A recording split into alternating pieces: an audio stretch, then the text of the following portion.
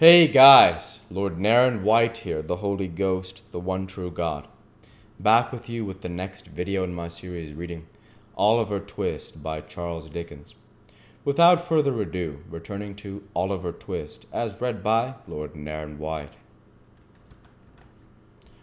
Above stairs, the remainder of the evening passed cheerfully away, for the doctor was in high spirits, and however fatigued or thoughtful Harry Malee might have been at first, he was not proof against the worthy gentleman's good humour, which displayed itself in a great variety of sallies and professional recollections, and in abundance of small jokes which struck Oliver as being the drollest things he had ever heard, and caused him to laugh proportionately, to the evident satisfaction of the doctor, who laughed immoderately at himself, and made Harry laugh almost as heartily by the very force of sympathy.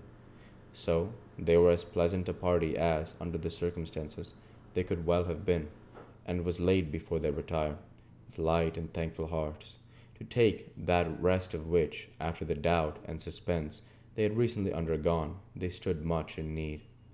Oliver rose next morning in better heart, and went about his usual occupations with more hope and pleasure than he had known for many days. The birds were once more hung out to sing in their old places, and the sweetest wild flowers that could be found were once more gathered to gladden Rose with their beauty. The melancholy which had seemed to the sad eyes of the anxious boy to hang, for days past, over every object, beautiful as all were dispelled by magic. The dew seemed to sparkle more brightly on the green leaves, the air to rustle among them with a sweeter music, and the sky itself to look more blue and bright. Such is the influence which the condition of our own thoughts exercise even on the appearance of external objects.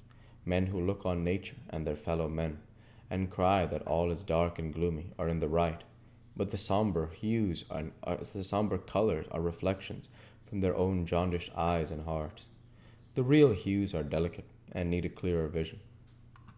It is worthy of remark, and Oliver did not fail to note it at the time, that his morning expeditions were no longer made alone.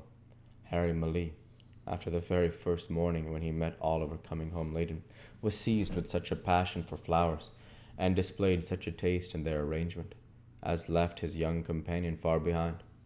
If Oliver were behindhand in these respects, he knew where the best were to be found, and the morning after morning they scoured the country together, and brought home the fairest that blossomed. The window of the young lady's chamber was open now, for she loved to feel the rich summer air stream in, and revive her with its freshness. But there always stood in water, just inside the lattice, one particular bunch, which was made up with great care every morning. Oliver could not help noticing that the withered flowers were never thrown away, although the little vase was regularly replenished, nor could he help observing that whenever the doctor came into the garden, he invariably cast his eyes up to that particular corner, and nodded his head most expressively, as he set forth on his morning's walk. Pending these observations, the days were flying by, and Rose was rapidly recovering. Nor did Oliver's time hang heavy on his hands, although the young lady had not yet left her chamber, and there were no evening walks save now and then for a short distance with Mrs. Maylie. He applied himself with redoubled assiduity to the instructions of the white-headed old gentleman, and labored so hard that his quick progress surprised even himself. It was while he was engaged in this pursuit that he was greatly startled and distressed by a most unexpected occurrence. The little room in which he was accustomed to sit, when busy at his books, was on the ground floor at the back of the house. It was quite a cottage room, with a lattice window, around which were clusters of jessamine and honeysuckle that crept over the casement, and filled the place with their delicious perfume. It looked into a garden, whence a wicket gate opened into a small paddock. All beyond it was fine meadowland and wood. There was no other dwelling near in that direction, and the prospect it commanded was very extensive. One beautiful evening, when the first shades of twilight were beginning to settle upon the earth, Oliver sat at this window, intent upon his books. He had been poring over them for some time, and, as the day had been uncommonly sultry, and he had exerted himself a great deal, it is no disparagement to the authors, whoever they may have been, to say that gradually and by slow degrees he fell asleep. There is a kind of sleep that steals upon us sometimes, which, while it holds the body prisoner, does not free the mind from a sense of things about it, and enable it to ramble at its pleasure, so far as an overpowering heaviness, a prostration of strength, and an utter inability to control our thoughts or power of motion can be called sleep.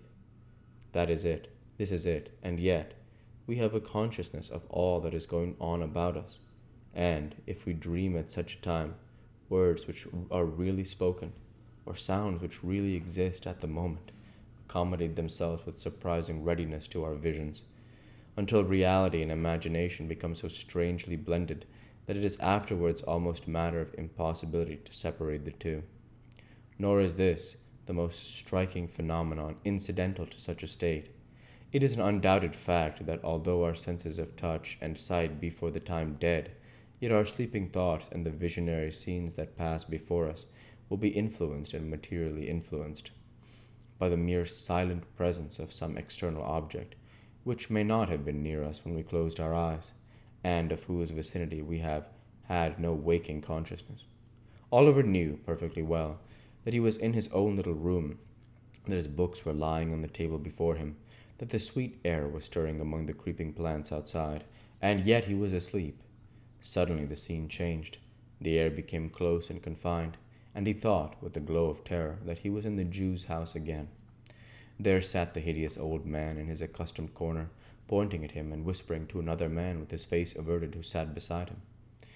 "Hush, my dear," he thought he heard the Jew say.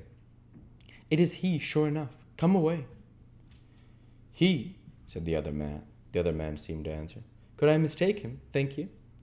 If a crowd of ghosts were to put themselves into his exact shape, and he stood amongst them, there's something that would tell me how to point him out. If you buried him 50 feet deep and took me across his grave, I fancy I should know, if there wasn't a mark above it, that he lay there, buried there."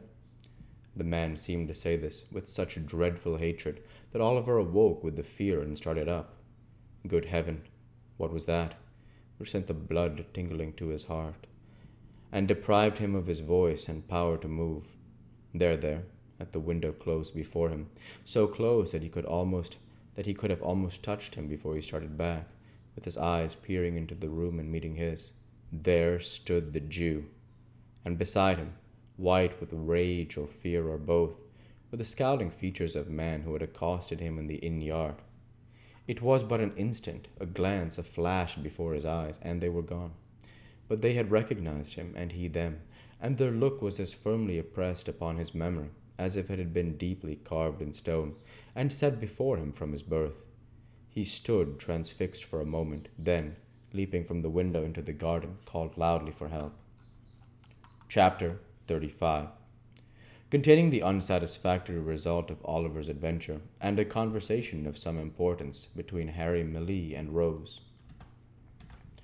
When the inmates of the house, attracted by Oliver's cries, hurried to the spot from which they proceeded, they found him pale and agitated, pointing in the direction of the meadows behind the house, and scarcely able to articulate the words, "The Jew!